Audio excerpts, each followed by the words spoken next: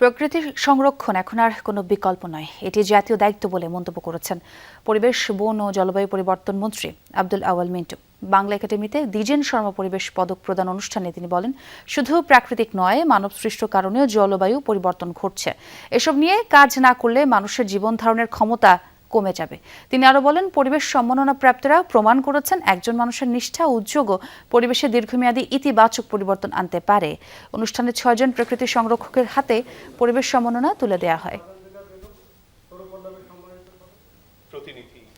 আমাদের বন রক্ষা করতে হবে, কারণ বন শুধু কাঠের উৎস নয়, বন আমাদের জলবায়ুর রক্ষা কবচ। আমাদের জীববৈচিত্র্য রক্ষা করতে হবে, কারণ প্রতিটি প্রাণী, প্রতিটি উদ্ভিদ পৃথিবীর ভারসাম্য রক্ষায় অত্যন্ত গুরুত্বপূর্ণ ভূমিকা পালন করে।